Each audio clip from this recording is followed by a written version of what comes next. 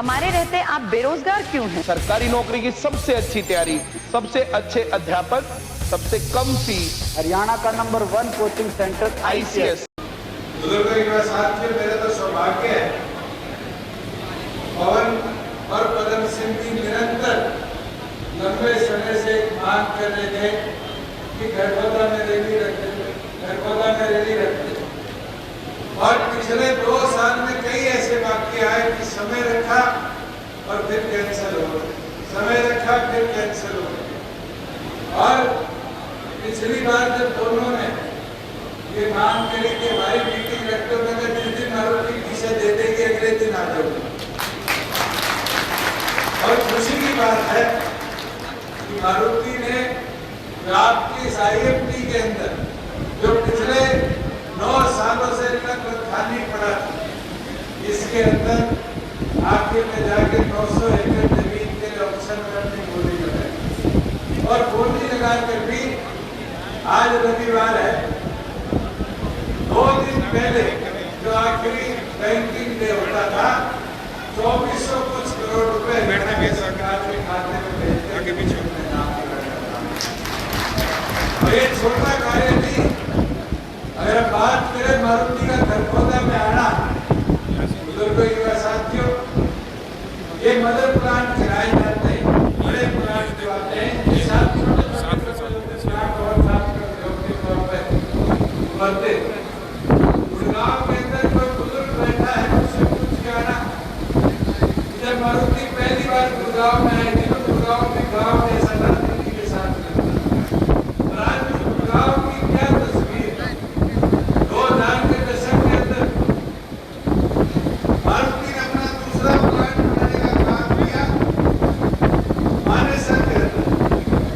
जब मानेसर एक छोटा सा गाँव होता है और आज सिटी म्युनिसिपल कॉर्पोरेशन बना, थोड़ा सा आगे तरफ दारूहेड़ा के अंदर उन्होंने अपना प्लांट लगाया। धीरे धीरे वहां पे फ्लैट बन के लोगों के प्रशासन की विकास और आज बोल के जाना 5 साल बाद गढ़खोदा की तस्वीर आज जैसी नहीं रहेगी। आज हाईवे जरूर आ गई, आज यहाँ पर सड़कें चौड़ी होगी।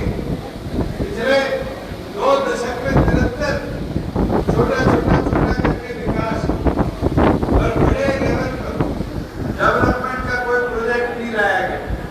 अभी हम बैठे बात कर रहे थे, मैं आपके पीछे मटिंडू है, मटिंडू तो ससुराल था और उसके बावजूद भी क्या किसी फैक्ट्री को रोहतक से आने दिया। एशियन पेंट्स आई रोहतक रोक, कोका कोला आई रोहतक रोक। मगर ये हमारा निर्णय था मारुति को जमीन देने का। मारुति अगर हरियाणा में कहीं आएगी तो पहले दिन निश्चित कर दिया था कि गढ़खोदा के आएगी, गढ़खोदा का विकास। और बुजुर्गों युवा साथियों, छोटा विकास नहीं होगा। अगर कोई सोचता हो मारुति आएगी, मारुति के कल चेयरमैन के शब्द थे कि हम 2025 में पहली गाड़ी इस प्लांट में निकालने का काम करेंगे। 3 साल के अंदर इतना बड़ा 900 एकड़ का प्लांट, जिसमें 100 एकड़ में सुजुकी अपने मोटरसाइकिल बनाएगी और 800 एकड़ में मारुति अपनी गाड़ियां बनाने का काम करेगी। और तो और इंडिया की पहली फैक्ट्री होगी जिसमें इलेक्ट्रिक व्हीकल, ई व्हीकल, जो बिजली पे चलने वाले व्हीकल है, उसका बनने का प्रोग्राम शुरू होगा। बुजुर्गों युवा साथियों, एक चीज बता देता, मारुति ने कहा 800 एकड़ में जो प्लांट लगाएंगे उसमें लगभग 11,000 युवाओं को रोजगार मिलेगा। उसके साथ सुजुकी ने कहा जो 100 एकड़ में वो प्लांट लगाएंगे उसमें लगभग 3,000 युवाओं को रोजगार देने का काम करेंगे। अगर 14,000 का रोजगार आएगा और 14,000 के अंदर जब कानून सरकार में हमने पारित कर दिया भी 75% युवाओं को, हरियाणा के युवाओं को वहां नौकरी मिलेगी, तो ये मान के चलो 10,000 से ज्यादा युवा हरियाणा प्रदेश के गढ़खोदा की जमीन पर नौकरी करने का काम करें।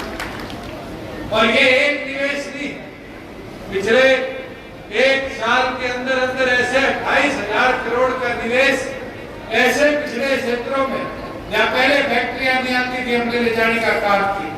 कटौती रोड है, मानेसर के साथ लगती, वहां को जाके खुश नहीं था। आज वहां फ्लिपकार्ट ने 140 एकड़ लेकर एशिया का सबसे बड़ा वेयर हाउस बनाने का काम ऑलरेडी निर्माणाधीन।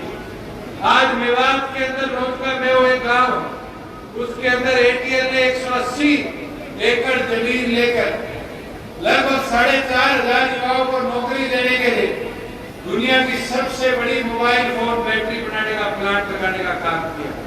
आपके पड़ोस में पानीपत जिले के अंदर जो थर्मल पावर प्लांट है, उसके साथ जो IOCL का प्लांट है, उसके बीच में ग्रासिम पेंट्स ने 80 एकड़ जमीन लेकर हरियाणा का एशियन पेंट से भी बड़ा पेंट बनाने की फैक्ट्री लगाने का प्रोग्राम शुरू किया।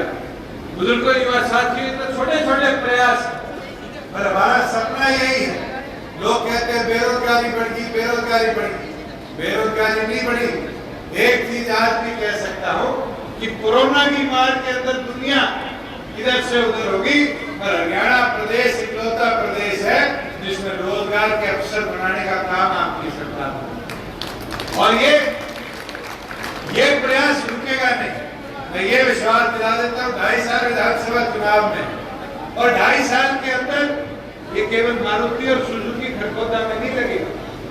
अगर कोई नौकरी करता है प्राइवेट सेक्टर में और वो इस चीज को बखूबी जानता है कि एक जब बड़ा प्लांट आता है तो उस प्लांट में सारे के सारे अंदर लगने वाले पुर्जे नहीं बनते। आज मारुति का जो स्टीयरिंग है वो सोना में भी बनता है, वो फरीदाबाद में भी बनता है, वो जाके मानेसर में भी, भिवाड़ी में भी बनता है, झज्जर में भी बनता है।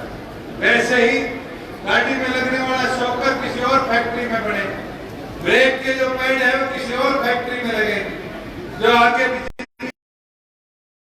वो लाइट अलग फैक्ट्री में बनती। और ये विश्वास मुझे भी है कि खरगोदा में फिर मारुति सुजुकी के साथ सैकड़ों और छोटे उद्योग आएंगे जो और रोजगार के अवसर बनेंगे। और वो दूर नहीं होगा कि MSME के माध्यम से यहाँ इस सभा में बैठा युवा, मैं तो एक चीज जरूर समझा हूँ 2.5 साल, अगर सोच और नियत दोनों सही है तो प्रगति नहीं रुक सकती। और हमने हरियाणा प्रदेश में कर दिखाया कि पिछले 2.5 साल में आपकी सरकार ने प्रत्येक वर्ग को नेक सोच के साथ प्रगति के पथ पर चलाने का काम किया। आज मंडी के प्रांगण में खड़े और मंडी के प्रांगण में खड़े होकर ये देखते हैं कि पहले किसान का पैसा 1 महीने 2 महीने बाद उसके खाते में आता था, और आज गर्व के साथ कह सकता हूँ लगभग 8,000 करोड़ रुपए की गेहूं हरियाणा सरकार ने खरीदी और एक एक दाने का पैसा किसान के खाते में हमने देने का काम किया। जब केंद्र जो हमारे खाद्य पूर्ति विभाग के सचिव है उनका समाचार आया कि केंद्र सरकार ये निवेदन करती है कि आपने 15 तारीख को जो खरीद बंद करनी थी इसको बढ़ाया जाए। और आज मैं आपके बीच में कहता हूँ कि अगर किसी किसान ने गेहूं रखी है और वो आज भी सरकार को बेचना चाहता है तो हमारी सारी मंडियां अगली 28 से 30 तारीख तक आपके बीच में खुली रहेगी कि अगर किसी का दाना भी बचा है तो सरकार उस दाने को MSP पर खरीदने का काम करेगी। और तो और जब किसान की फसल खराब होती थी और फसल खराबे के पैसे के लिए उसको दर की ठोकरें काटनी पड़ती थी, निरंतर पिछले 1 साल में 2-3 ऐसे मौके आए, ओला गिरा, ज्यादा बारिश हुई, इस बार एकदम गर्मी पड़ी, किसान को उसकी फसल नुकसान का मुआवजा समय अनुसार नहीं मिला। अब हम प्रयास करें कि अगली फसल से पहले कानून ऐसा बना दे कि पहले तो पटवारी जाया करता था और गिरदावरी करके आया करता था, पटवारी भी पूरे शायद गांव की गिरदावरी नहीं कर पाता, तो किसान का मुआवजा एवरेज में रह जाता था 24%, 23%, 22%, और सरकार कहती थी भी 25% खराबे का नुकसान, और वो 25% ना पहुंचने के कारण किसान को मुआवजा नहीं मिलता। मैंने इस बार ये निर्णय लिया, विधानसभा में खड़े होकर ये सारे विधायकों के बीच में भी कहा कि अगले 1 महीने में हम पोर्टल बना देंगे और पोर्टल बनाकर वो ताकत फिर पटवारी को वेरिफिकेशन की रहेगी। अगर फसल खराबा कहा हुआ है तो उसकी रिपोर्ट करने की पावर किसान को देने का काम करेंगे कि किसान अपने मोबाइल से अपलोड करके ये बता सकता है कि मेरी फसल में आज पानी खड़ा, मेरे ओले गिरे हैं, फसल बर्बाद बरसात होगी या मेरे पानी न आने के कारण इस बार सूखे की मार के कारण फसल बर्बाद हुई, उसका भी किसान को ताकत देने का काम करें। और तो और अगर किसान के खेत में आग लग जाती थी तो पहले देखा जाता था बिजली के शॉर्ट सर्किट से हुई है या कोई और लापरवाही से हुई, और बिजली के शॉर्ट सर्किट से होती थी तो उसका मुआवजा तो बिजली विभाग दे दिया करता था। मगर अगर बिजली शॉर्ट सर्किट ना होके कोई चलता फिरता बीड़ी फेंक जाता था या दूसरे किसान के खेत से आई लपट से आग लग जाती थी, कोई प्राणी जला रहा था उससे आग लग जाती थी, तो उसका मुआवजा नहीं दिया जाता था। अब हम निर्णय लेंगे कि आग के कारण अगर किसी किसान का दाना भी बर्बाद होता है तो उसको भी 100% फसल खराबे के बराबर का मुआवजा अपनी सरकार देने। बुजुर्गों, यहाँ पंचायतों की बात, अभी पवन ने मेरे को और पदम सिंह जी ने आप लोगों के सबके ज्ञापन लाके देने का काम किया, और उन ज्ञापनों में अधिकतम मांगे ये थी कि शमशान घाट में शेड बनाया जाए, शमशान घाट का रास्ता पक्का किया जाए, शमशान घाट में पीने के पानी की व्यवस्था की जाए, लोग घाट बनाया जाए, हमारे जो जोड़ है उनकी सफाई कराई जाए, चार दीवारी कराई जाए, गांव की मुख्य बिल्डिंग पक्की कराई जाए। एसडीएम साहब भी आया है, मैं उनसे भी निवेदन करूंगा वो सारे ज्ञापन लेके जल्द से जल्द उनके एस्टीमेट बनाकर दिखाए कि जो प्रगति से पिछड़ा रह गया होता तुरंत प्रभाव पे उसको हम लेकर तरक्की की पथ पर चढ़ाने का काम करें। हमने अधिकतम सड़कों को जो पहले मार्केटिंग बोर्ड बनाया नहीं करता था उसको टेकअप कर आज दुरुस्त करने का काम किया। बुजुर्गों, युवा साथियों, आज हमारा प्रयास है कि हरियाणा के सारे नेशनल हाईवेज को कनेक्ट किया जाए। और एक समस्या हमारे दैया घाट के प्रधान भी हमारे पास लेकर आए कि टोल पे आज के दिन हमारे 5 किलोमीटर से ज्यादा दूर पड़ते हुए गांव का आज टोल का पास नहीं बनता। ये आदेश मैं आज ही देके जाऊंगा क्योंकि एनएचएआई द्वारा भी लिखित में किया गया है कि 20 किलोमीटर के दायरे में कोई भी गांव पड़ता है उसका मंथली पास 315 रुपए की फीस पे हर व्यक्ति का बनाकर देने का काम अधिकारी तुरंत प्रभाव से करने का काम करेंगे। बुजुर्गों, युवा साथियों, आज शिक्षा की बात, प्रदेश ऐसी प्रगति पर है कि अधिकतम हमारे डिस्ट्रिक्ट हेडक्वार्टर पर आज मेडिकल की शिक्षा के लिए मेडिकल कॉलेज निर्माणाधीन है। आज यूनिवर्सिटी कोई एक ऐसा जिला नहीं बचा था मेवात को छोड़ के जिसमें नहीं बनी थी। आज मेवात में भी सरकार ने आपकी ने यूनिवर्सिटी बनाने का निर्णय लिया।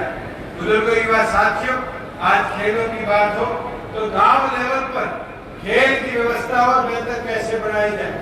ओलंपिक्स जैसे जो खेल है उसमें हरियाणा 30 से 40% मेडल लेकर आता है। हमने ये निर्णय लिया कि गांव में बने हुए जितने स्टेडियम है मनरेगा के माध्यम से उनको दुरुस्त कराया जाएगा। जहाँ खेल का इंफ्रास्ट्रक्चर है वहाँ पर खेलों की नई 1000 खेल नर्सरियां बनाने का काम आपकी सरकार करेगी। और तो और जहाँ खिलाड़ियों को व्यवस्था समय अनुसार नहीं पहुँचती थी उस व्यवस्था को दुरुस्त किया जाएगा। और पहले तो 150-200 रुपए तक हमारे खिलाड़ियों को डाइट दिया करती थी प्रतिदिन। आपकी सरकार ने बढ़ाकर 400 रुपए से ऊपर उस डाइट को करने का काम किया है कि हमारे खिलाड़ी खेल के अंदर अपना ध्यान रखे, सेहत उनकी बनती रहे। और इस प्रदेश को आने वाले समय में जो कॉमनवेल्थ गेम और एशियन गेम इस वर्ष के अंदर होने वाले हैं उसके अंदर 40 नहीं, इस देश की जितनी मेडल चाहिए है 50% मेडल हरियाणा की धरती लाकर इस देश को देने का काम करेगी। बुजुर्गों, युवा साथियों, मैं तो आपसे अनुरोध और प्रार्थना करता हूँ कि पार्टी द्वारा डॉक्टर अजय सिंह चौटाला जी के निर्देश अनुसार एक मेंबरशिप ड्राइव चलाई गई और उस मेंबरशिप ड्राइव में आप लोगों ने बढ़ चढ़कर काम करने का कार्य किया। और जहाँ टारगेट 4.5 लाख का था आपने 7 लाख के आंकड़े को पार करके पार्टी में नए सदस्य जोड़ने का काम किया। और बूथ तक पहुंचने की बात है और बूथ तक पहुंचने के लिए ये जिम्मेवारी आप सभी साथियों की बनती है कि सभी साथी मिलकर नए जो बूथ लेवल पर काम करके नए साथियों को जोड़ने का काम करेंगे। और एक चीज जरूर बोलना चाहूंगा कि अगर मेहनत करते रहे तो ये विश्वास रखना जिस संकल्प के साथ आपने मिलकर जननायक जनता पार्टी बनाई थी उस संकल्प को और मजबूत विधानसभा लोकसभा सीट पे ले जाने का काम आप सब मिलकर करने का काम करोगे। मैं तो दोबारा तमाम साथी जो आज यहाँ पे खोदा के प्रत्येक काम से आए, आपकी मांगे इस ज्ञापन में जिला कार्यकारिणी द्वारा मेरे तक पहुँचाई गई है। मैं तुरंत प्रभाव से इन पर एक्शन भी शुरू करवाऊंगा और जो बचे हुए प्रगति के कार्य उनको भी पूरा करवाने का काम आपकी सरकार करेगी। मैं तो दोबारा तमाम साथियों का यहाँ आने पर आभार प्रकट करता, आप सबका बहुत बहुत